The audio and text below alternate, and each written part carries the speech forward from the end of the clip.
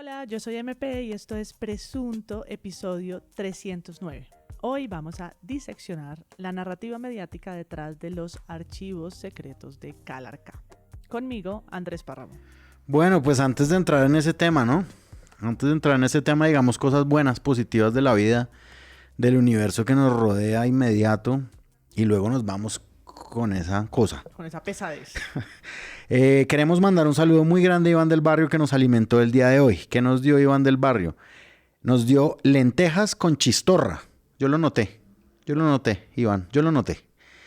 Una porción de arroz y Con para el cilantro. alma, un cilantrico, como dice un foodie de Instagram que yo sigo mucho, y él le dice a eso lo verde para el visaje, el cilantrico para el visaje. Increíble, gracias por alimentarnos como siempre.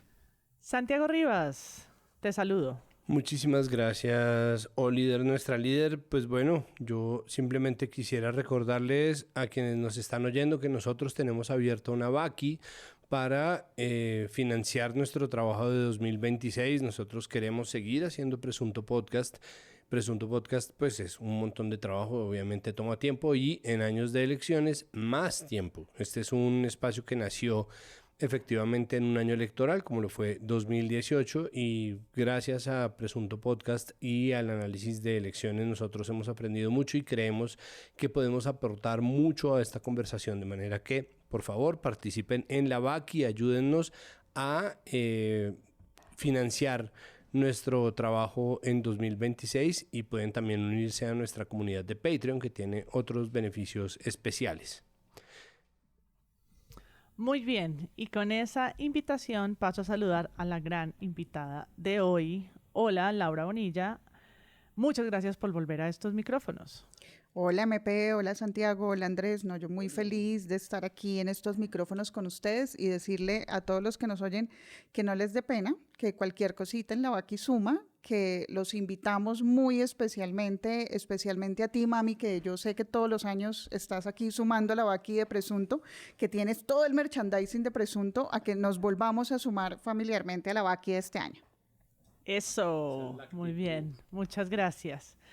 Y yo aprovecho para enviar un saludo a los amigos de WeWine, que esta vez nos dieron un vino italiano de la bodega Fontana, unos vinos muy top.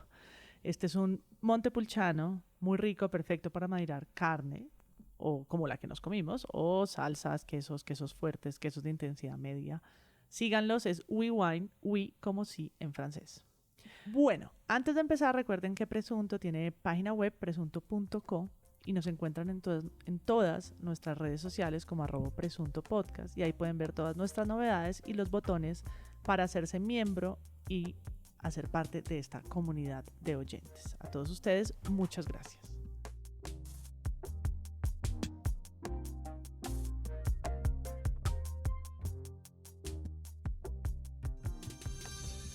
Buenas noches y mucha atención. Después de casi un año de rastreo, análisis de archivos y cotejo de fuentes, la Unidad Investigativa de Noticias Caracol logró armar un complejo rompecabezas en el que quedaría en evidencia un escandaloso vínculo entre jefes de las disidencias con un general del Ejército y un alto funcionario de la Dirección Nacional de Inteligencia. En los archivos hay chats, correos, cartas, fotos y otras pruebas de una cercanía muy detallada de las disidencias de alias Calarcá con quien hoy es el jefe del Comando de Personal del Ejército Nacional, el general Juan Miguel Huertas. Hablamos con un jefe guerrillero quien explicó también en detalle la relación de su grupo con Wilmer Mejía, alto funcionario de la Dirección Nacional de Inteligencia, poderoso organismo que está al servicio directo de la Presidencia de la República. En este reportaje especial de la Unidad Investigativa les vamos a mostrar paso a paso los más comprometedores episodios guardados en cientos de computadores, memorias y celulares que incluyen menciones de una supuesta financiación de la campaña Petropresidente. Lo más grave del asunto es que todas estas pruebas las conoce desde hace más de un año la fiscal general de la Nación sin que haya avanzado proceso alguno. Esto es exclusivo de Noticias Caracol. Bueno, dicho esto, bienvenidos y bienvenidas a este episodio donde vamos a revisar el noticionón revelado por la Unidad Investigativa de Caracol Noticias, de lo que sería un vínculo entre miembros del Ejército, la Dirección Nacional de Inteligencia y las disidencias de alias Calarcá. Les propongo aquí a mis compañeras y compañeros de mesa desmontar las capas que tiene esto, qué se dijo, cómo se contó y qué podría significar para el país. Aquí estamos de nuevo ante la que ahora sí parece ser la peor semana de Petro. Analizaremos si esto configura una captura del Estado, como lo han dicho y anunciado muchos medios, si es el fracaso definitivo de la paz total o qué implicaciones tendría para la negociación con disidencias de aquí para adelante, si hay lugar y cómo podemos medir la legitimidad de las agencias de inteligencia después de este escándalo. Por supuesto, el papel de los medios, porque es además el origen de esta noticia. Y, pues, por supuesto, las respuestas que ha dado el gobierno en un caso más de nos acabamos de enterar. Yo quisiera arrancar por preguntarles si están de acuerdo con esa aproximación de los medios sobre la captura del Estado. No. Laura Bonilla.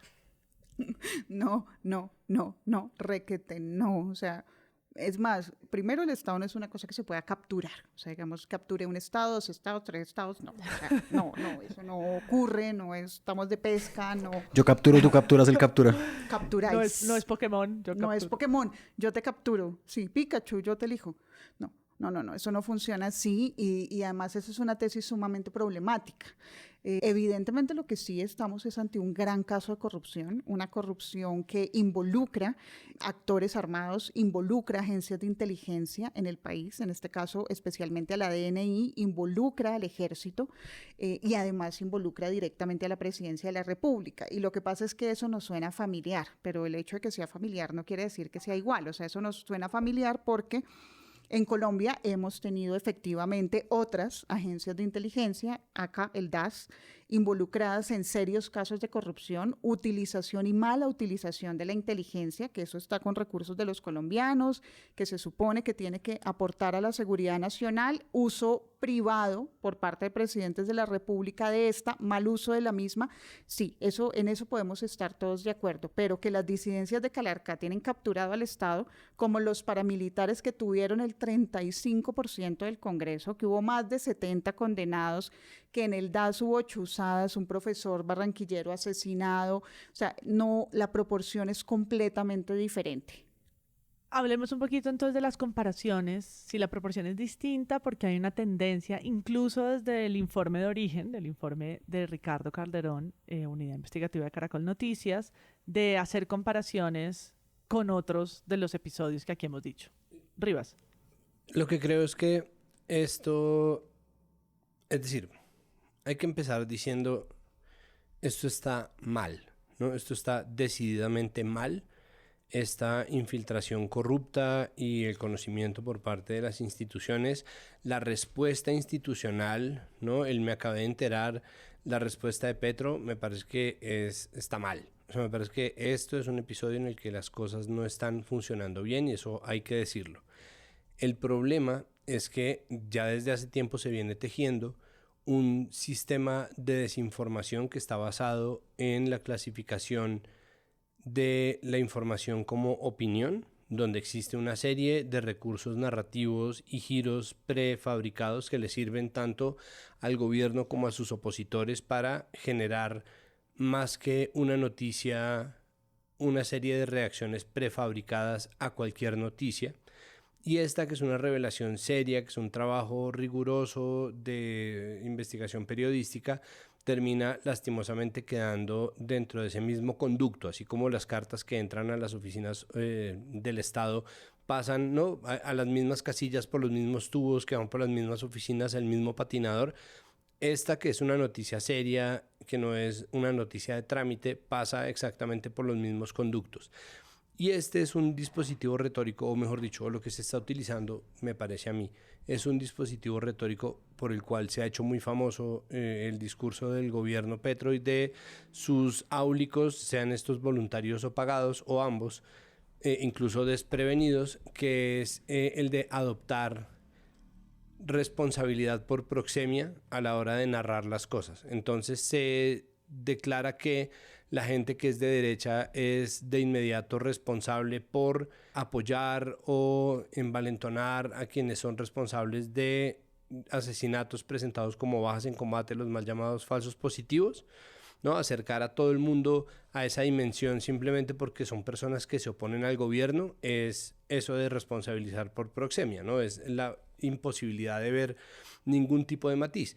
Y un poco lo que está pasando acá es que con razón se está adjudicando la responsabilidad última de lo que está pasando a Petro, que no es quien está dentro de los informes de la infiltración de las disidencias, y a la fiscal Luz Ariana Camargo, que es la responsable de lo que pasa en la fiscalía, ¿no? Entonces los últimos responsables son definitivamente quienes tienen que adoptar un tipo de responsabilidad con respecto a estos episodios, pero se está tratando como si ellos fueran los artífices o los autores intelectuales o los autores materiales de esto que está pasando, y pues uno necesita desguazar la noticia para poder entender quiénes son los que están ahí, por qué están ahí, cuáles son los verdaderos vínculos. Y digo, de nuevo, no es como que salga bien librado nadie.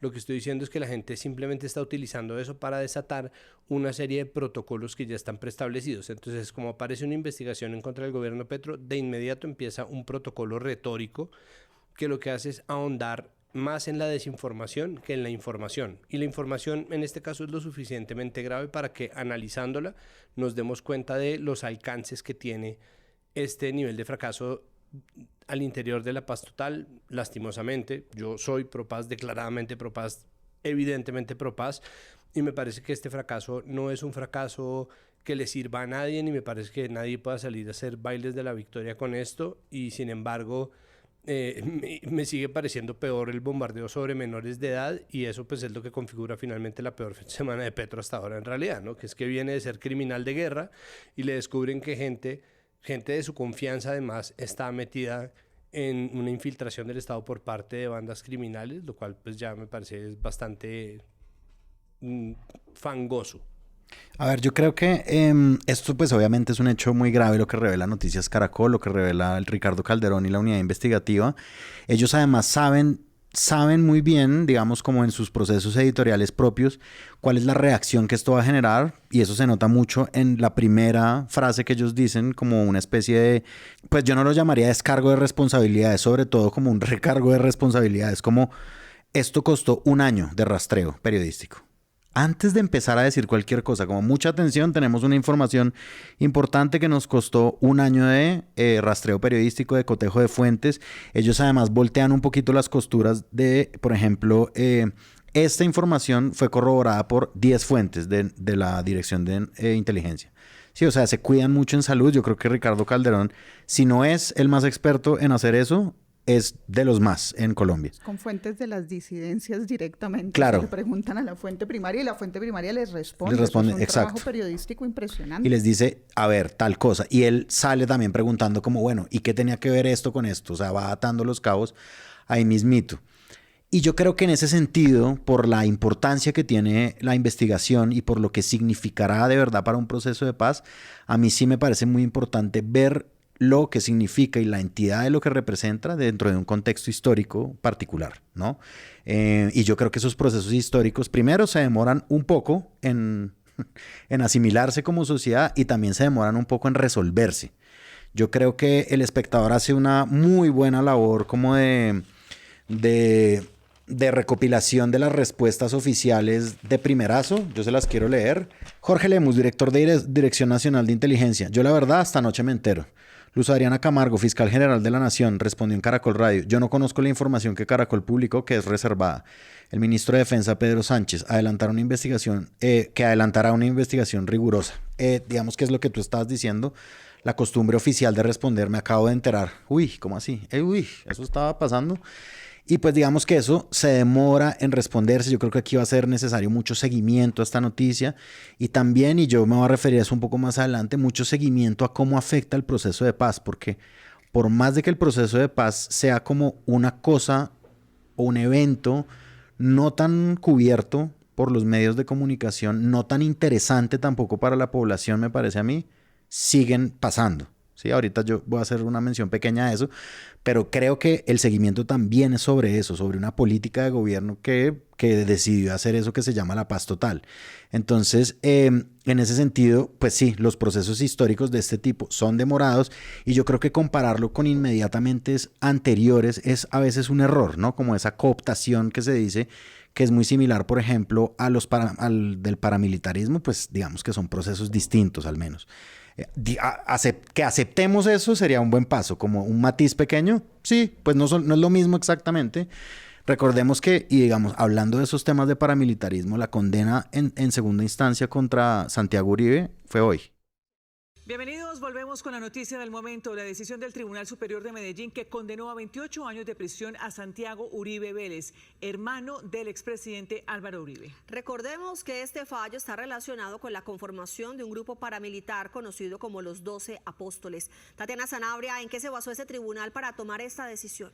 Así es, muy buenas tardes. El Tribunal Superior de Antioquia lo condena por los delitos de concierto para delinquir y homicidio agravado y tasa una pena de 28 años y 4 meses de prisión al concluir que sí tuvo participación en la creación y operación del grupo armado ilegal Los 12 Apóstoles, que tenía una injerencia en el norte del departamento de Antioquia para la década de los 90. Con esta decisión emitida el día de hoy... Ese noticionón se nos queda por fuera, porque seguro tiene mayor conexión. ¿Tú quieres decir algo? Sí, no, me gustaría realmente pasarle la pelota de una a Laura, porque antes de entrar a grabar, Laura estaba haciendo el recuento de en qué medidas no se parece a la infiltración del Estado por parte del paramilitarismo. ¿Cuáles son las categorías? Porque es importante saberlo. Lo digo sobre todo porque dentro de este dispositivo retórico de confrontación inmediata estamos aparentemente defendiendo lo indefendible, pero es importante ver matices porque existe un nivel de exageración en la reacción tal que ya es desinformación. O sea, lo que tuitea Humberto de la Calle, que es un líder político, dice que esto es inédito y es como... Lo de inédito es él diciendo eso. Sí, exacto, es inédito este nivel de negacionismo por parte de un negociador de paz. Es difícil que algo en Colombia sea totalmente inédito, más en estos temas. Pero mira, sí, yo creo que la primera gran diferencia es la proporción. O sea, yo estoy segura que hay serios problemas de corrupción dentro de la DNI. También estoy segura que esto ya viene pasando. O sea, las capacidades de la DNI se disminuyeron sustancialmente desde el anterior gobierno. Mantuvo la disminución, o sea, convirtió la DNI en una inteligencia a favor del presidente, que no es el propósito para el cual se creó, y eso está muy mal. Y eso puede traer todo tipo de malas consecuencias, malas prácticas, alta corrupción, penetración, etcétera, etcétera, etcétera. Nosotros en Colombia no tenemos un servicio secreto, es decir, el presidente no tiene por qué tener su propia inteligencia. Pero dicho eso, que sí, todo está muy mal, la proporción es muy distinta. Cuando nosotros tuvimos el escándalo del DAS, estaba inmerso en un momento que, pues yo nunca usé el término captura del Estado, pero digamos la penetración del paramilitarismo con el Estado colombiano, más que, digamos, yo paramilitar malo voy y capturo las instituciones estatales que eran muy buenas, excelentes. Lo que ocurría era un contubernio, una alianza entre paramilitares y políticos para cumplir los propósitos políticos de unos, enriquecimiento de otros y ampliar ciertos sectores de la criminalidad organizada. O sea, todas esas cosas tres juntas se cumplieron. Entonces, el segundo factor es que efectivamente hubo éxito en esa alianza entre políticos y paramilitares para que el Estado colombiano les funcionara a ambos. Hay solo más de 70 congresistas condenados, muchos de ellos ya salieron, muchos pusieron sus herederos, todavía tenemos clanes políticos en el Congreso. Ese fue el nivel de éxito, de penetración del paramilitarismo. Además de eso, y yo creo que con un asunto además de popularidad, de aceptación, ¿no? Como de, ok, gracias. Favorabilidad de la opinión pública. Sí, exacto. Sí, yo creo que eso hasta cierto punto ocurrió. Eso empezó a bajar entre el 2007 y el 2008, cuando ya el país empezó a ver también las proporciones y las dimensiones de las cosas, de lo que terminó siendo efectivamente el contubernio político y paramilitar.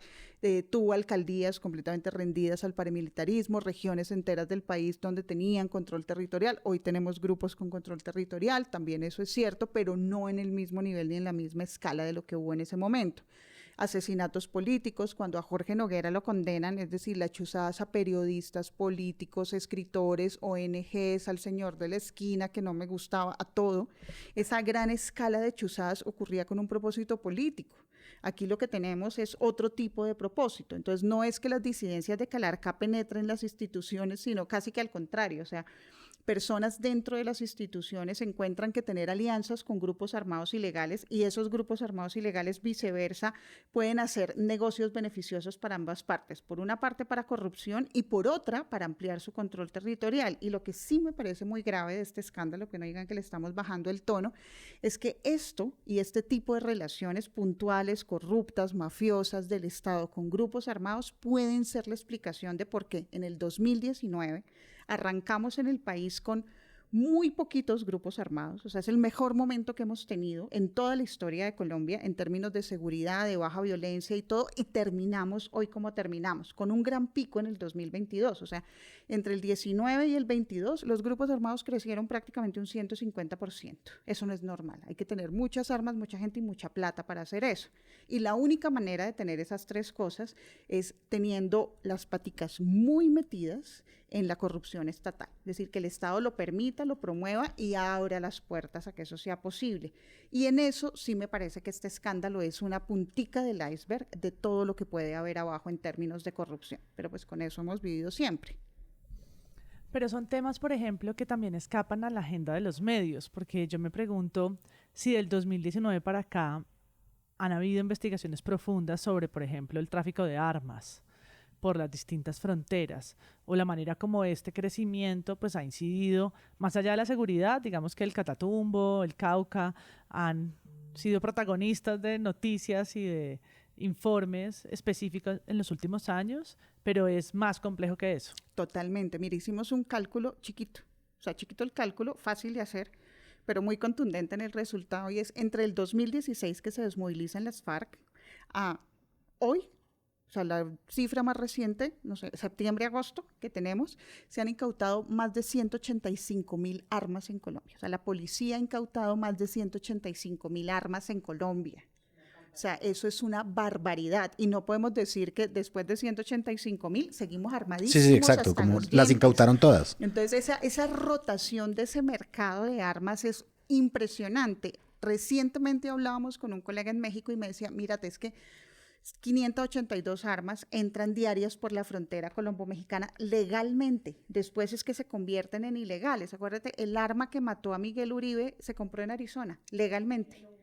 En un Kmart, sí, en un Walmart, en todas las cosas. Ese es el calibre. Nosotros de aquí para allá el flujo es drogas, de allá para acá el flujo es armas. Entonces, eso tampoco lo hemos mirado seriamente. Por ejemplo, hace poquito una colega estuvo en un campamento, pues una colega periodista, haciendo investigaciones cerca de un campamento del ELN, y la gente que está viendo el ELN ahorita dice, tienen armas nuevas. ¿De dónde llegan? ¿Por dónde entran?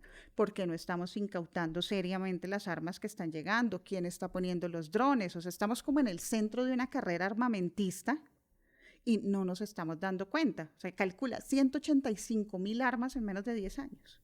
Y yo tengo una impresión, es que esas incautaciones aparecen como una mesa con muchas armas puestas en televisión, como cuántas veces hemos visto como este plano de la cámara que va y tuk y le muestra a uno granadas, le muestra a uno AK-47, le muestra a uno de largo, de corto, y es como una noticia que pasa en un minuto, Policía Nacional incauta, como la droga, ¿no? Como pacas y pacas de coca, y ¿no? Uno no sabe muy bien qué pasa después, como investigaciones profundas, como las hay un poco más sobre las drogas, creo que las hay muy poco sobre las armas y sobre el mercado negro que apalanca de alguna manera, este reciclaje de la guerra en Colombia. Pero quería volver un poquito sobre la fuente militar y sobre lo que dice Ricardo Calderón es el proceso en el que consiguió esta información, porque yo creo que es la persona que más investigaciones ha hecho de esta fuente, con consecuencias duras para su seguridad y su vida, que incluyen un atentado y demás. Es quien publicó las carpetas secretas. También me pasa por una frustración de pensar que no hayan medios en capacidad de seguir investigando, como pasó con las carpetas secretas, que dijimos aquí hay muchos líderes, hay una lista larga de periodistas, hay incluso periodistas extranjeros, no, esto va a seguir y hay que indagar, y no, la verdad es que un poco murió ahí, ¿no? Murió con la gran revelación. Para mí es como también la revelación que termina de matar la revista Semana, ¿no? Es como la última investigación grande del equipo de antaño. y fin, ¿no? Y no sé si a esto le pueda pasar lo mismo. ¿Cómo lo ven? Probablemente. O sea, probablemente, y ojalá que no, porque yo también creo que el equipo de Ricardo Calderón y de Caracol hicieron un trabajo dedicado de esos que ya no se ven, o sea, un año de trabajo para estas revelaciones, es impresionante, pero son trabajos costosos. Y realmente los medios o muchos medios están en una situación financiera, pues no estoy diciendo nada que no sepamos, que no les permite hacer el mismo trabajo investigativo. Por ejemplo, es muy difícil ir a hacer reportería a campo, muy difícil. Es muy difícil que alguien te pague etiquetes, es muy difícil que el medio te permita ir a entrevistar más gente. Y esto finalmente pues va a necesitar más y más y más profundidad. O sea, si se quiere llegar al fondo de todo esto.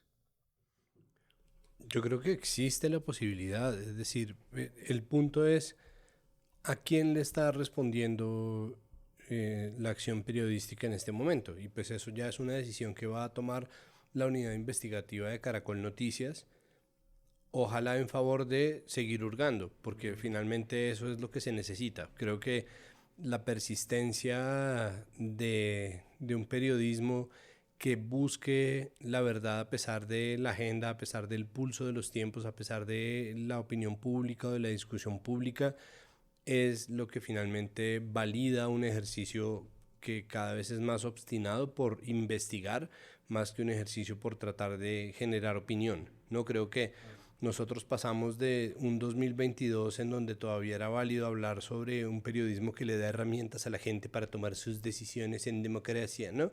Como esta retórica que yo mismo he esgrimido muchas veces sobre los medios y la democracia, no porque sea mentira, sino porque en este momento parece obsoleto hacer simplemente una serie de personas y un mecanismo en infraestructura que permite averiguar la verdad sobre los hechos, independientemente de lo que eso genere, ¿no? Y pues por supuesto eso ha generado todo tipo de reacciones, porque ya está Petro diciendo que eso es la CIA, entonces no, todavía estamos en los presuntos, todavía estamos es que presuntamente esto y presuntamente aquello, y los presuntos pues son delicados porque además de estas revelaciones de la infiltración o de la relación, la connivencia de gente en el ejército y en la inteligencia con miembros de las disidencias o con altos mandos de las disidencias de las FARC, que se está enmarcando como una FARC política, ¿no? Porque era como algo que estaban queriendo usar hace mucho tiempo,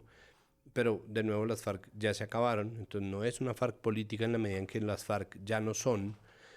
Están tratando de montar la idea de la FARC política sobre esto, pero al mismo tiempo se está tratando de montar lo de siempre, que es atacar al periodista, decir que existe un sesgo, que antes no se hacía tanto escrutinio, que entonces qué pasó con el Estado y esto, y de nuevo, enmarcar esto en la misma discusión vieja solamente va a apartarnos de lo que pueda aparecer en la verdad, y el problema obviamente es que es muy difícil investigar hasta que esté el 100% de las cosas investigadas, porque entonces nunca se publica, ¿no? Sí, se acaba el gobierno y eso se va al carajo y no sirve para nada y no genera ningún impacto político, pero al mismo tiempo es posible que el escándalo termine por matar, o sea, el escándalo que genera la noticia termine por matar la vigencia de la noticia y ya no sea la unidad investigativa, sino quienes programan las noticias o quienes bajan, quienes cuelgan o quienes ponen de últimas o de primeras las noticias y las revelaciones, quienes decidan no mantenerla viva porque aparezca otra cosa que vaya a generar el mismo escándalo. Entonces, ¿quién toma la decisión de sacar esto a la luz? Y en esa medida, ¿qué es lo que nosotros vamos a seguir viendo? Porque pues de la segunda revelación es que en los mismos computadores que están desencriptados, que es de donde yo creo que sale la queja de Petro hablando sobre la CIA, y ahorita hablamos de encriptación, hablan sobre cómo había apoyo de las disidencias a la campaña Petro y que eso se hizo a través de Francia Márquez, que muy rápidamente se pronunció y dijo: yo nunca me he sentado a hablar con criminales, yo hice mi campaña transparente, pucha, yo no sé. Es decir, ¿no? En este momento de nuevo estamos en los presuntos, pero esas acusaciones son muy fuertes, ¿no? Es muy fuerte y podemos, y además es muy fuerte y al mismo tiempo puede que no pase nada, no tanto dentro de la investigación si es verdad, sino sobre el hecho de que cualquier investigación va a ser tomada con reserva por parte de un bando y otro bando, o va a ser tomada como una catástrofe por un lado y por el otro lado va a tener que ser amortiguado, porque nosotros sí estamos viviendo una realidad del entorno informativo que está dominada por la existencia de, si no son oficinas pagadas de comunicaciones o bodegas, sí definitivamente son comités de crisis, ¿no? Comités de manejo de crisis que están tratando de darle un spin a cada revelación que aparece y cada señalamiento que aparece, darle un giro, y esto está pasando obviamente de un lado y del otro, pero quienes tienen más responsabilidad en este momento pues son quienes están al frente del manejo del Estado, que es el gobierno Petro. Digamos como que como no asumen la responsabilidad y como dicen que no sabían de esta información, todo se va decantando hacia allá. Entonces yo siento, pues primero, me parece que es también una semana tétrica en la que el gobierno ataca al periodismo. Sí, es decir, esto no es solo contra Ricardo Calderón. Petro en su tweet, en su poema de 100.000 palabras, lo que él dice básicamente es que engañaron a Caracol.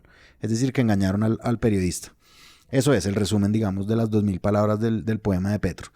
Y funcionarios del Estado, como por ejemplo Luz Adriana Camargo, ella dice que la Dirección Especializada contra las Organizaciones Criminales de Medellín omitió, entre comillas, alertar sobre esos hallazgos. Entonces, ¿qué hará? Algo que Arribas podría incluir en su monólogo de teatro. Hará una compulsa de copias, muy importante. Compulsará copias como tal. Compulsará copias como tal. Para llegar a unas consecuencias ulteriores que nosotros más o menos nunca llegamos a conocer en tiempos cortos. Porque yo creo que la ansiedad actual es saber esto cómo estaba pasando en las narices del Estado, ¿no?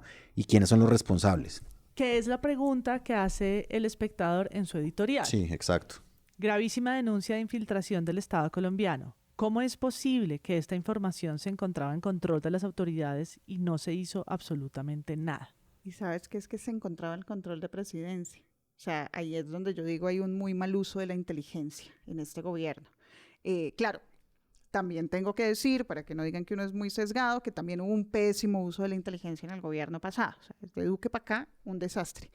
Pero lo que pasa es que, mira lo siguiente, o sea, una dirección seccional, o sea, una dirección de Antioquia, conoce una información de este nivel y no le anuncia a la fiscal general. Eso es muy extraño. Y también es muy extraño porque parte de los que están mencionados ahí, o sea, es decir, es como si todo esto lo estuviera manejando la DNI. O sea, y evidentemente estoy muy segura que la Dirección Nacional de Inteligencia sí tenía conocimiento de todo esto. Y tenía conocimiento de lo que ocurrió, y no es el primer escándalo que salpica la DNI dentro de este gobierno. Pues ya hemos visto, o sea, recuerda que retuvieron a una persona más del tiempo que tuvieron, le estuvieron interrogando cuando no tenían ninguna función de interrogación. O sea, esto es bastante extraño. Ahí es donde a mí me parece que hay algo que no cuaja y que no casa bien. O sea, se supone que cuando yo incauto o yo recojo instrumentos de este tipo, o si lo hace policía, debe entregarlo a fiscalía debe pues hacer todo lo posible en cooperación o no con otras agencias del Estado para desencriptar la información, para llevar a cabo la investigación. Y si yo encuentro una cosa de este tamaño, yo no me quedo callada. Eso es una cosa, y ya después hablaremos de si Colombia realmente tiene una tecnología para desencriptar este tipo de información. A mí este caso me recuerda un poco el computador de Jorge 40, que se vuelve la nuez de unas noticias que son difíciles de desmenuzar porque pues el sujeto es eso, un computador que parece infinito en información, que depende de cómo se desencripta, quién lo tiene, ¿no? De una cadena como de custodia extraña, y la manera como los medios acceden a esa información. Porque de nuevo, esto no es algo que publique ni Contrainteligencia, ni la Fiscalía, que hace un comunicado y que los medios están replicando. Es de los medios. Y yo quisiera que nos fuéramos a las preguntas por un poco más por el papel de la Fiscalía, y también por cómo eso se ha visto politizado en este momento, porque pues no ha habido candidato o candidata al que no le pregunten qué opina sobre el peor escándalo de la peor semana de Petro. Incluyendo el descaro de preguntarle a Marta Lucía Ramírez, ¿no? Es decir, la ministra de Defensa del gobierno Uribe. Sí, ¿qué piensa, señora? ¿Usted qué? No, esto es Inédito. Gravísimo, inédito. Esto es inédito. Yo la escuché en la W Radio, no sé si hizo más ronda. No. A ver, yo siento que hay como una partecita ahí como de dominio de la opinión pública que tiene que ver con las respuestas estatales y es como, díganlo, digamos, como que si la recomendación, la hoja de ruta comunicacional del gobierno ha sido, no, niéguenlo todo, lo que queda ahí más o menos destacado, según contrastándolo con la nota de Ricardo Calderón, es que el gobierno no está enterado de algo muy grave que pasa dentro de él, ¿sí? Y digamos que ese es un mensaje que se da y es un mensaje que puede ser aprovechado políticamente justamente con un arma muy, muy, muy efectiva del gobierno Petro y es, no, yo sí les prometo que en el otro gobierno pues va a haber gobierno, porque pasa esto y parece que nadie se entera de lo que está pasando. Y digamos que yo creo, digamos, como si yo tuviera que poner como en un ranking las políticas por las cuales el gobierno de Petro, no sé si quedó elegido, pero sí las banderas con las cuales se identifica al gobierno de Petro, una de ellas es paz total, por ejemplo, ¿no? Como no solamente hacer la paz con los grupos que estén al margen de la ley, sino también aplicar las cosas que fueron pactadas en La Habana. Entonces, en una nota del Espectador del tema del día, Cindy Morales Castillo lo que hace es mezclar ese tema, obvio, de la investigación de Caracol Noticias con el proceso de paz, en donde suelta cosas como esta. El viernes pasado cerró el 7º ciclo de diálogos con acuerdos en tierras. ¿Ustedes sabían eso, por ejemplo? Sí. Que estaban... Bueno, Laura... También. ¿Cómo así? ¿Tú sabías? También le hago la pregunta a la gran audiencia, ¿no? No solamente la audiencia especializada como Laura. Pero sí, el 7º ciclo de diálogos con acuerdos en tierras, garantías para las elecciones y protección ambiental. El 6º había sido en octubre del año pasado. Justo 72 horas después de ese cierre pasa este escándalo. Y digamos que una de las inquietudes que existen a la hora de la elaboración de estos compromisos es qué tanta influencia tenía esto por debajo de cuerda, cómo manipulaban el proceso de paz, es la pregunta que surge, digamos, de esto, ¿sí? Como si existía como una infiltración doble, digamos, entre Estado y disidencias de Calarcá, cómo el proceso de paz estaba manipulado por esto y a los ojos de qué ciudadanía. Sí, es decir, es una cuestión como de transparencia inexistente, digamos, como de política de gobierno y que yo creo que si se politiza no va a ser tan sofisticado como lo que yo estoy diciendo, pero sí es un arma muy fuerte porque es como, ok, esto también era una mentira. Todo este esquema del proceso de paz total pues estaba manipulado por estos grupos que infiltraron pues no a poquito, sino a altos mandos del ejército y de la dirección de inteligencia. Pues sí, que eso además está... perdón. No, quiero decir que tiene que hacer la DNI en un proceso de paz. O sea, la DNI tiene una función específica y tiene que hacer su trabajo. O sea, estos temas relacionados con el proceso de paz, pues es competencia de la Presidencia de la República, es competencia de la Oficina del Alto Comisionado y de los equipos negociadores. Y de todo esto yo pues no meto las manos al fuego, pero sí por lo menos meto 3 de 5 deditos al fuego en que los equipos negociadores se cenaron con esta noticia el mismo domingo que nos cenamos todos con esto. O sea que es muy difícil que uno en un equipo negociador sepa este tipo de cosas, todo lo contrario. Y pues esto también va a tener afectaciones por ejemplo, o sea, ya tenemos una misión de verificación de los procesos de paz súper debilitada por todo lo que ha pasado, plus el gobierno Trump. Ahora, ¿cómo vamos a quedar con esto? O sea, la confianza internacional en los procesos de paz en Colombia, que es uno de los activos más importantes que teníamos para ello, pues queda seriamente lastimada, porque tú cómo confías en que las cosas que ocurren en la mesa se queden ahí, en que no se esté utilizando el proceso para agendas ocultas de uno u otro lado, etcétera, etcétera, etcétera. Pues, y que ahí hay una serie de decisiones que son... O sea, que se pueden rastrear.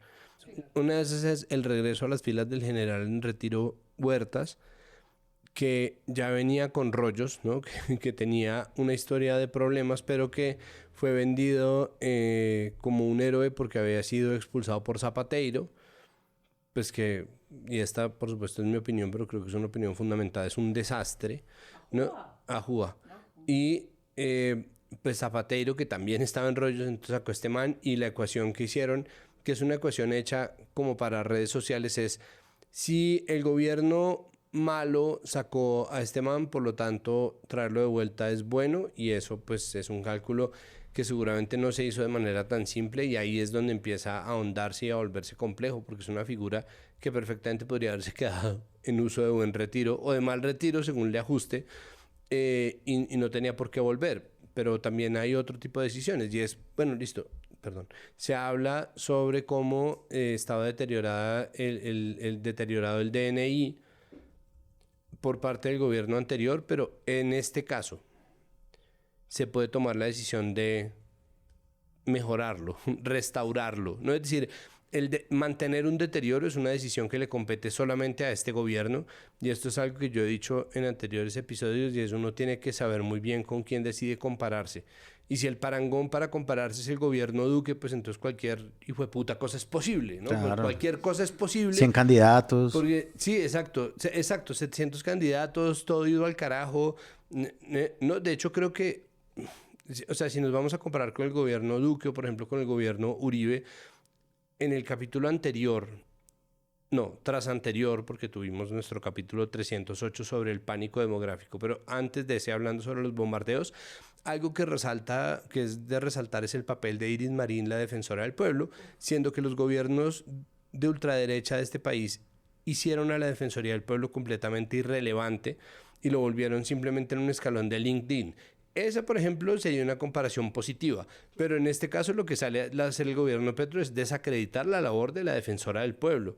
Es decir, se está portando exactamente como un gobierno colombiano, ¿no? Peleando con la prensa cuando aparecen revelaciones, desacreditando a la Defensoría del Pueblo, acabándose de enterar de un montón de vainas y no asumiendo unas responsabilidades que podría asumir, porque obviamente se sabe que un gobierno de izquierda tiene que llegar a mandar sobre un ejército que como cuerpo, ¿no? Que como cuerpo histórico, no los individuos, pero como cuerpo histórico en algún momento pensó en asesinarlo, ¿no?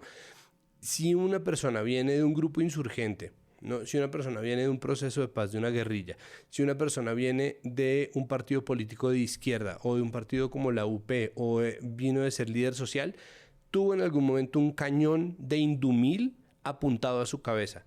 Y eso, por supuesto, genera una circunstancia completamente distinta a la hora de abordar las relaciones con el ejército. Pero esa es la principal razón por la cual uno debería restaurar el Ejército Nacional que recibe y no dejarlo así. Es decir, no me parece que sea una excusa válida, como no es que el gobierno Duque nos entregó un DNI completamente dañado. Es como, huevón, arréglalo, ¿no?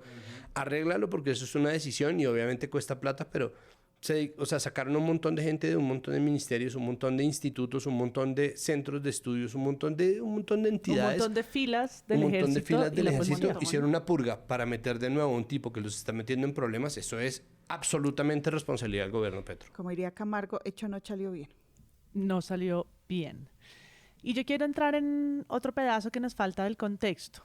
En efecto, aparece el nombre del general Juan Miguel Huertas y también de Wilmer Mejía, que hoy es un alto funcionario de la Dirección Nacional de Inteligencia, de la que estamos hablando, la DNI.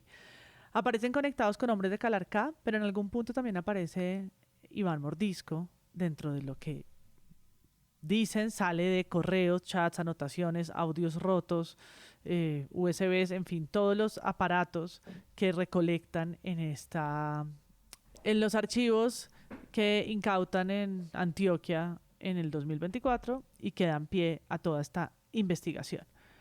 Esos documentos que dicen hablan de intercambios, hablan de reuniones presenciales en Bogotá, cara a cara, militares, agentes de inteligencia, emisarios de la disidencia, sentados construyendo lo que llaman un pacto de no agresión y la creación de una empresa de seguridad fachada.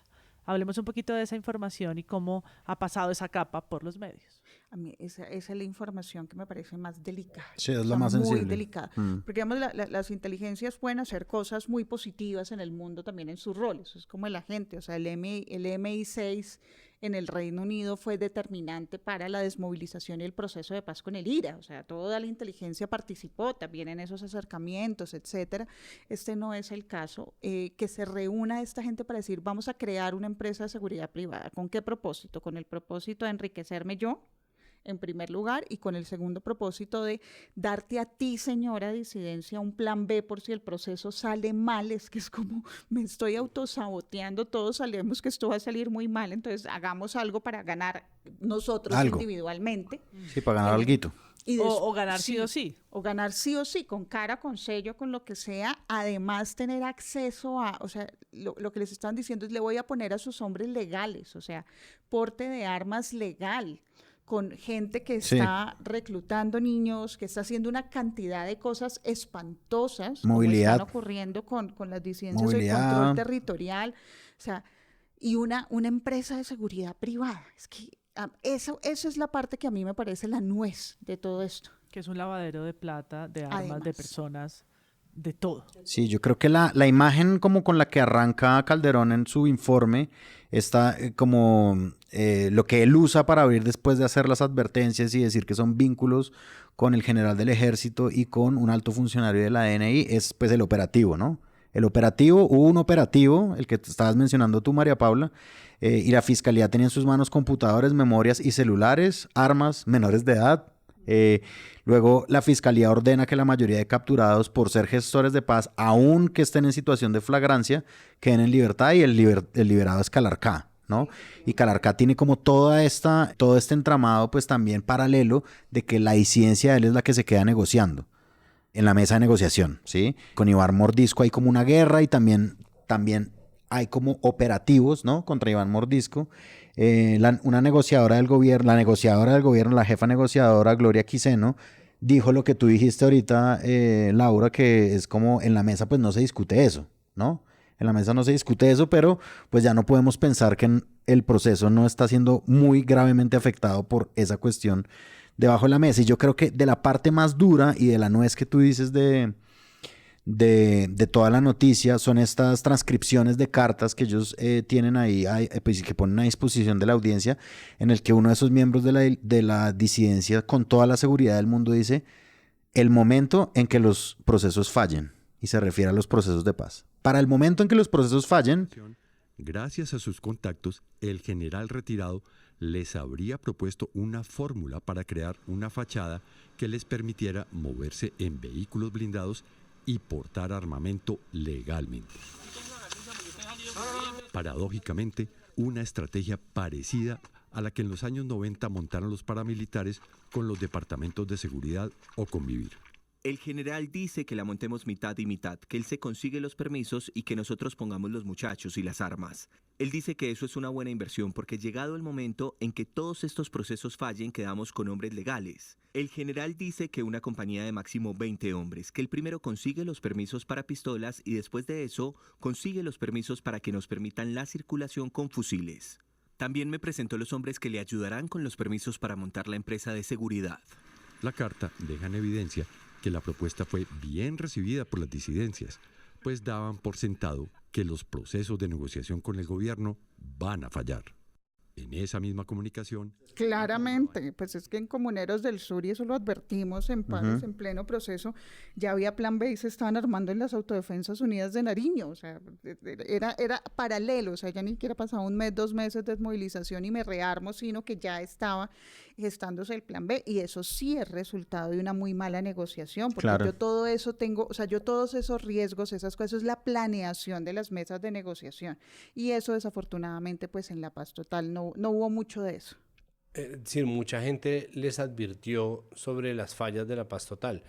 Hay una conversación fallida en torno a la paz siempre, porque existe una serie de personas, instituciones, grupos de representatividad política que se han erigido como enemigos de la paz y que se fortalecieron desde 2016 por culpa y solo por culpa de Juan Manuel Santos, que les entregó el capital político y el capital real, la plata, para hacer una campaña en contra de un proceso de paz. Eso es lo que terminó revitalizando un centro democrático que en este momento no tiene ni siquiera un candidato claro, ni un mecanismo claro de elección de candidato, pero que tiene un posicionamiento como partido que se da un poco gracias a los procesos de paz de 2016 lo mismo que pasa con el estallido social, ¿no? Ambas cosas son hijas del mismo proceso de paz, tanto la oposición férrea y la gente que decide a priori que todos los procesos de paz son una vagabundería, y la gente que se decanta por, ¿no? Finalmente protestar porque ya no existen las FARC como una excusa para que le metan un tiro por estar en la calle ejerciendo, al menos en las ciudades.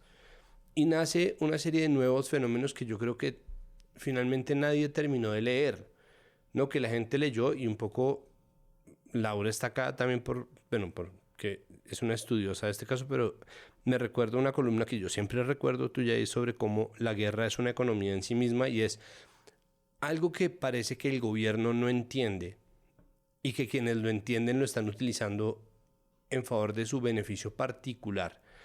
Pero algo que tampoco terminan de entender quienes utilizan estos hallazgos de Ricardo, no Calderón, no Caracol, no la unidad investigativa, sino quienes utilizan estas informaciones para tratar de plantear un mapa ideológico funcional, ¿no? Para decir, no, esto, por lo tanto, esto, ¿no? Quien piense esto es servil a esto, y quienes se opusieron a esto, por lo tanto, son buenos en la medida en que esto no está funcionando. Están cometiendo el error de obviar que se trata de una movida sobre todo económica. Pero la razón por la cual falla la paz total no me parece a mí que sea porque se sienten a dialogar con bandidos, sino porque no resuelven el problema esencial, que es un movimiento económico gigantesco, mucho más grande de lo que el Estado es capaz de solventar. No ofrecen una solución, pero tampoco le ofrecen una solución a las personas que viven como sujetos secundarios y terciarios de esta economía, es decir, la gente que vive en los territorios que están ocupados, cooptados, liderados, dirigidos, manejados por estas disidencias y por los grupos criminales y por las bandas post-paramilitares y por todos estos nuevos términos del análisis del conflicto colombiano, porque finalmente esa economía es la que se constituye, o sea, esa microeconomía es la que pegada y pegando territorios, como pasa con el ELN, también se constituye en la macroeconomía de la guerra, que le permite al ELN estrenar armas a costa de la inacción del ejército, que le permite a las disidencias asesinar líderes sociales a costa de su cese al fuego. Y mucha gente lo advirtió, y de nuevo, ideológicamente no hay forma, me parece a mí, de sostener estar en contra de la paz en un país como Colombia, y al mismo tiempo había formas de hacerlo, y no es tanto la responsabilidad de Twitter haberlo visto, es más la responsabilidad de un gobierno que se está enfrentando a una economía a hacerlo. Y hacerlo corresponde no solamente a hacer este pago que se está ofreciendo para que el ELN dejara de secuestrar, que fue obviamente también polémico, sino tratar de resolver una cuestión macro, que es cómo hacemos para que esta gente A, deje de ganar la plata que está ganando, y B, se pliegue a negociar cuando tienen este tipo de privilegios o de ventajas estratégicas que ya les da estar metidos en territorios que les producen un montón de plata, porque finalmente no es un asunto ni de ideología, ¿no? Entonces tratan de equiparar a personas, y de hecho alcanza a haber un rifirrafe ideológico en donde dice Petro que es que Iván Mordisco es un bandido disfrazado de revolucionario y un narco y no es otra cosa, y entonces sale Iván Mordisco a decir que es que Petro está fundamentado en el capitalismo y que lo que él está es incentivando el neoliberalismo, como si fuera Twitter, ¿no? Twitter trasladado a los territorios, Twitter trasladado a una conversación entre dos cabezas que tendrían que estarse sentando a negociar y que están discutiendo con el izquierdómetro en mano, ¿no? A ver quién es más revolucionario, si el que está matando gente en un territorio o el que está sentado en la casa de Nariño, y eso pues es simplemente otra muestra de lo que ha pasado con la paz total, lastimosamente. Yo lo digo esto de verdad con el dolor del corazón, porque es que no es algo que a mí me parezca que uno deba pasar por alto ni declararse neutral frente a eso. Creo que es imposible, y ha sido imposible hasta ahora, hacer una sola nota sobre la paz total que no tenga necesariamente un sesgo, que no esté necesariamente poniéndose en un lugar de compromiso político, porque es muy difícil ser neutral de cara a un proceso de paz. No importa si ese proceso de paz es con bandidos, no importa si es con narcos, no importa si es con reclutadores de niños, porque finalmente desde la Constitución del 91 existe una configuración del Estado colombiano que está hecho con la paz como un deber de obligatorio cumplimiento y un derecho ciudadano que está ahí precisamente para que la gente le exija al Estado que lo haga. Eso lastimosamente se está volviendo un tiro en el pie porque no se puede no hacer. Quienes no lo han hecho han creado un deterioro gigantesco, ¿no? Pues las cifras de desplazamiento durante el gobierno Duque, las cifras la escalada de cifras de asesinatos, la escalada en cifras de asesinatos además de firmantes del acuerdo, o sea, el deterioro gigante que se da a nivel territorial, pero además lo que supone en términos de la conversación política. Pero lo que está pasando en el gobierno Petro pues está lastimosamente demasiado ligado a estas negociaciones o a esta lucha retórica por ver quién tuvo la razón con respecto a la paz total, y a mí me parece que eso es devastadoramente triste. Además es una variable que no es, o sea, la gente piensa que impacta más de lo que impacta, ¿sí?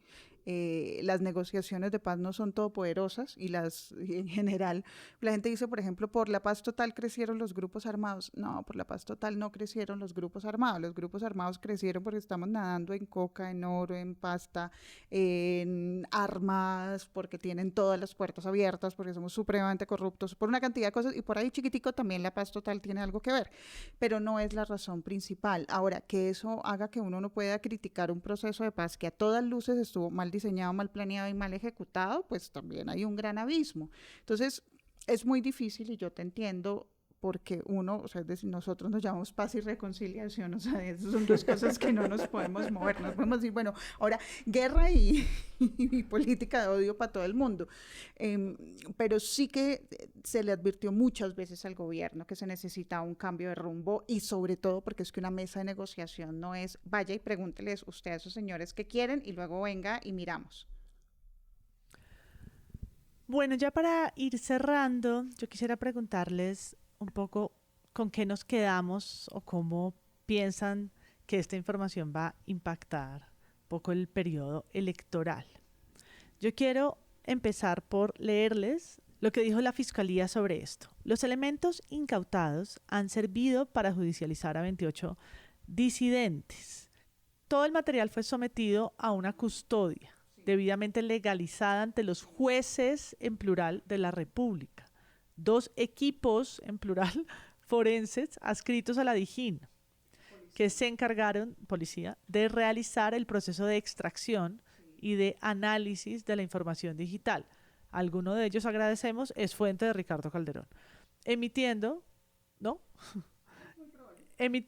5 informes técnicos, 5, ¿escucharon? El último de los cuales, 1 de 5, o sea, hay otros 4. Se presentó el pasado junio a la fiscal de la que hablamos, a la fiscal especializada contra las organizaciones criminales con sede en Medellín, que ha tenido a su cargo la investigación por estos hechos. Estoy leyendo solo un párrafo de 6 que tiene esta carta emitida por la Fiscalía ayer lunes en la tarde, hoy es martes 25, lunes 24 está fechada, lunes 24 de 2025. Y me sirve de abrebocas para preguntarles qué sigue, porque cada vez que levantamos un poquito parece un poco más, ¿no? Ahora son 5 informes, ¿no? Todo esto que les leí. ¿Con qué se quedan y qué podemos pensar de esto ya como una última idea para cerrar este capítulo un poco frustrante sobre esta historia medio conocida y no? Andrés Paramo. Ok, bueno, yo en primer lugar sí me quiero quedar como con un agradecimiento al periodismo, que eso es una cosa que usualmente no decimos, pero que siempre estamos pensando constantemente en el podcast, ¿no? Y gracias por que se hayan tomado pues el tiempo suficiente para hacer una investigación y el tiempo suficiente también para publicarla, porque si bien en redes sociales es una versión resumida, en YouTube se encuentra entero todo el informe, que son más o menos como 37 minutos, una cosa así, pues como de puro y duro, ¿no? Entonces, esta operación de voltearle a uno las costuras, esta operación de decir, esta cuestión que nos afirmó un miembro de las disidencias a quien fuimos a buscar, nos la confirmaron y nos la corroboraron 10 fuentes al interior de la Dirección Nacional de Inteligencia. Y yo, digamos, como que quiero quedarme con eso, ¿no? Como con esa labor periodística, que es además muy criticada por un bando, ¿no? Como que un bando dice, no, esto no es cierto, además lo dicen con una hazaña de este tipo, esto no es cierto, ya Petro dijo que no era cierto, ¿no? El presidente le creemos todo, ya Petro no dijo que era cierto, de este ex periodista de Semana. O sea, se van con un poquito de inquina, ¿no? Como para decir, no, pues es que es un periodista de Semana y Semana no es un medio respetable y no sé qué. O sea, sí, o sea, el con ataque... la legitimidad que tiene claro. Calderón como periodista en estos temas. Entonces el ataque contra el periodismo en general, es decir, incluso a mí me parece ya hoy en día, juzgar a alguien por ser ex periodista de Semana a mí tampoco me parece, pues como, sí, o sea, ni por ser periodista de Semana, tampoco, sí, como vayamos un poquito más allá de eso, ¿no? Como no puede ser el nivel de estigma contra un ser humano, ¿no? Que sea periodista y que haga su trabajo. Y al mismo tiempo he visto las recopilaciones que se han hecho sobre las otras investigaciones que ha hecho Ricardo Calderón, que se remontan a, claro, a las chuzadas contra periodistas, se remontan a las carpetas, se remontan en Tolemaida. Entonces eso a mí me ha parecido positivo en el balance, ¿no? Como de la opinión pública, pero el despliegue, digamos, ya como de cara a la campaña, yo sí creo que es una semana dura, digamos, para el periodismo frente a hacerle cuestionamientos al gobierno. Lo mismo está pasando contra un periodista del Espectador, Sergio Silva, que hizo unas denuncias en contra del Ministerio de Ciencias y se fueron lanza en ristre con un comunicado además enviado por WhatsApp a cientos de periodistas diciendo que el Espectador está diciendo mentiras, y él salió de nuevo a confrontar como no, a mí háblenme de mi artículo, ¿sí? O sea, como, y yo aquí vengo a defender una investigación que yo hice. Y lo mismo yo creo que está sucediendo con esta respuesta que ha tenido el gobierno en contra de, sobre todo en cabeza de Petro, de decir esto como no, él está equivocado. Yo tuve el informe y lo desestimé. Siguiente. Yo tuve el informe en mis manos de la CIA y no, o sea, es decir, y digamos pero que eso... dijo que sí sabía. Claro, dijo que sí sabía. Es una parte importante. Sí. Yo he conocido muchos que digan, sí, yo sí sabía y no les creí. De acuerdo, sí, yo no creía en eso. Entonces, que es como el estilo de él, pero yo sí creo que ese nivel de transparencia que revela, pues que exige la nota, debería revelarse en el gobierno con algo mucho más allá de un tuit, ¿no? Y, esto no habría sucedido a mis espaldas, esto sucedió de frente. Aquí enfrente y no, mejor dicho, no es verdad, punto, porque yo lo digo. Entonces yo quisiera quedarme con eso y yo, digamos, como en el que sigue, o sea, yo sí creo que como esta escurrida de bulto, un poco como, yo no sabía nada, que son los otros funcionarios, como no, yo me acabo de enterar, ni idea, sí es como yo no sé si es la semana más grave, hemos venido de semanas muy graves de Petro, ¿no? Como de peores semanas de la historia, pero esto sí es como una, hablando ya pues en términos de elegibilidad política, es como un hueco que se le está haciendo y que se va a volver un boquete a una política pública importantísima que al gobierno pues ya se le acabó el tiempo, que es un proceso de paz, ¿no? Y eso es un boquete gigante, ¿no? Como, y el boquete por el que se puede aprovechar para decir, aquí no hay gente dispuesta a hacer un proceso de paz, lo que hay que hacer aquí es la guerra. Y acabemos con esto, ¿sí? Libreto que ya conocemos. Claro, entonces yo creo que eso es un poco lo que se viene, la reacción lógica. O sea, yo ver a un negociador de paz diciendo que es inédito lo que está pasando con el Estado colombiano, me parece, ya lo dije, inédito, ¿no?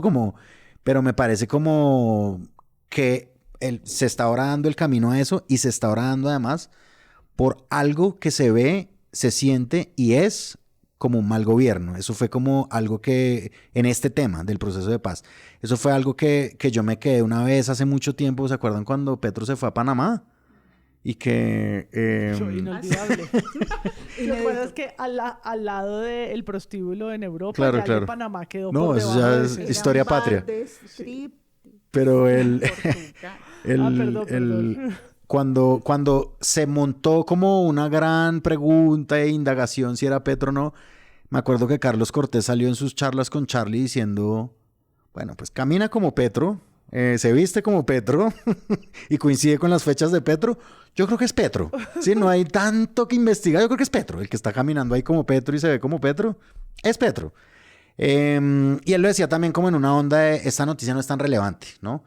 Yo creo que en este sentido esto sí se siente como lo que es, se siente como un gobierno que tiene esa modalidad de cosas sucediendo adentro, que son básicamente pues actos de corrupción gigantescos, y que oradan una de las políticas bandera del gobierno. Entonces el balance obviamente es como si se ve malo y se ve como que no planearon, tal vez es un mal gobierno en este sentido, de ejecutar una promesa de gobierno que para sus votantes era importante. Pues mira, el comunicado de la Fiscalía, digamos, si uno lo lee 2 veces, como que acabamos de hacer con ese comunicado, es decir, todo se hizo según lo que hay que hacer. O sea, se respetó la cadena de custodia, digamos, la DIJÍN fue la que trabajó en esto, eso explica también cómo la inteligencia de la policía es de lo mejor que tenemos a nivel de fuerzas, tiene gran tecnología, etcétera. No sabemos si la CIA intervino o no, yo tampoco creo que el presidente mienta en que la CIA le dijo, mire, señor Huertas, es una cosa bastante complicada, yo le recomiendo que no lo reintegre. El presidente dijo, nada, yo adelante con todo esto, que no está mal. O sea, también como para poner un punto positivo en todo esto, yo creo que también seguimos estando en un país con contrapesos. El periodismo evidentemente es un contrapeso, sí, y es un contrapeso fundamental, cumplió, y creo que de una u otra manera también van instancias como la DIJÍN, como la policía, que también de una u otra manera están ahí. Ahora, a mí no me deja, ya para acabar con mi punto positivo, a mí no me deja tranquila la sensación que tengo de que había cierta preocupación, porque si no se filtraba esto a los medios, si no se trabajaba esto con los medios, no hubiera ocurrido absolutamente nada y hubiera pasado completamente por debajo de cuerda.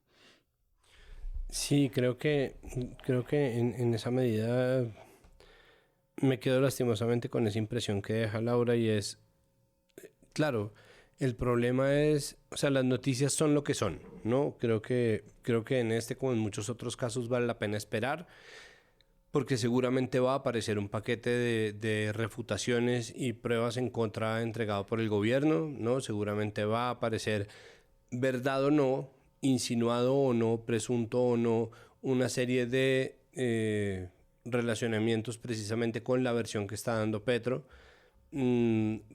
Pues, es decir, obviamente nunca estamos exentos de que la CIA aparezca, pero al mismo tiempo sigue sin ser una respuesta suficiente para el nivel de la crisis que se abre en una política estatal, que es triste además en su trasegar, porque como pasa con las cosas de izquierda, a Petro parece no importarles.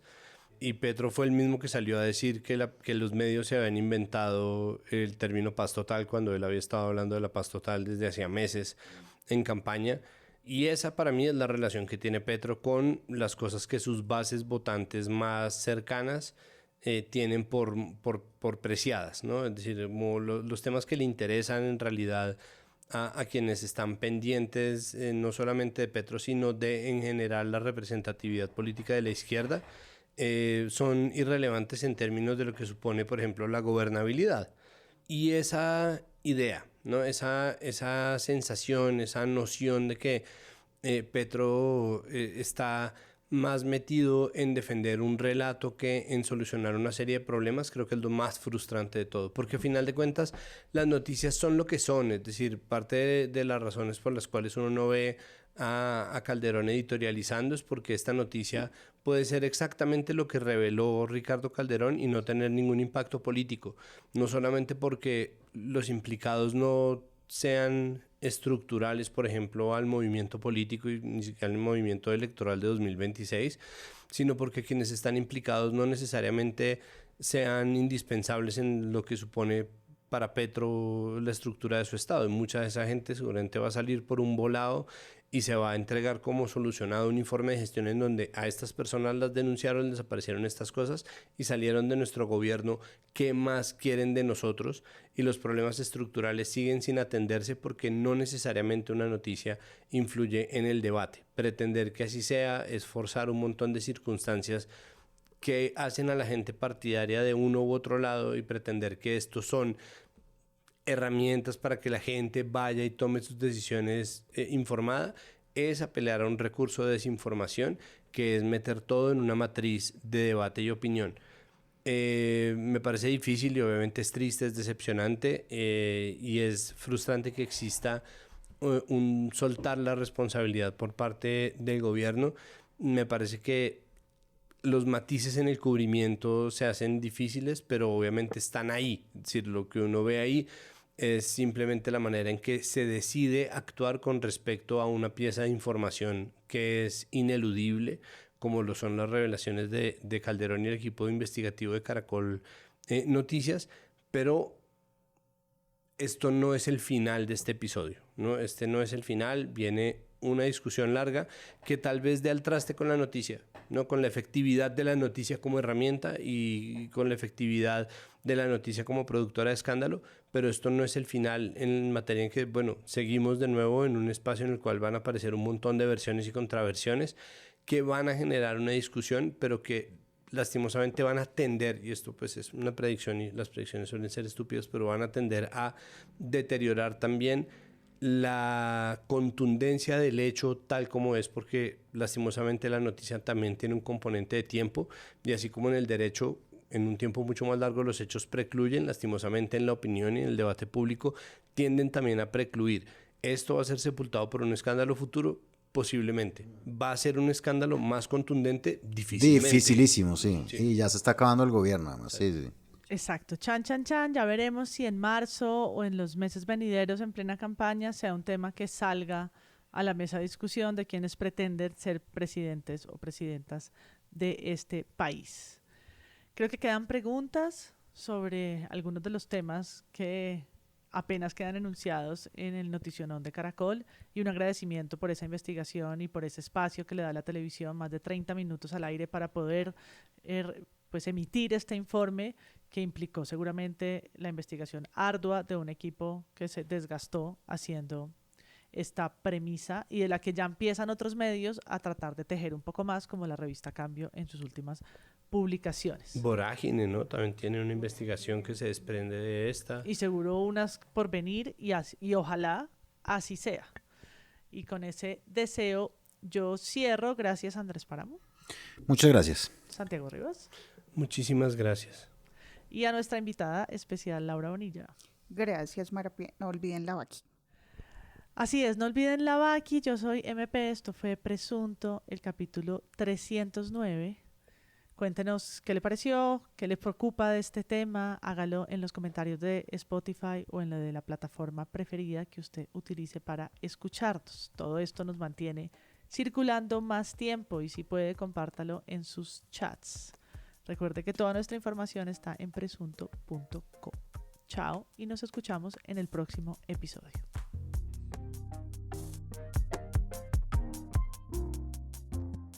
Presunto es un proyecto colectivo.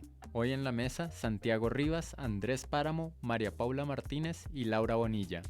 La postproducción es de Rodrigo Rodríguez. En nuestra página web, presunto.co, toda la información sobre cómo donarnos por Vaki y por Patreon y ayudarnos con un aporte para que podamos sostener este proyecto un año más. Conviértase en Presunter y acceda a beneficios especiales y acceso a nuestras comunidades digitales y actividades como club de lectura, de cine y más. Muchas gracias por escucharnos.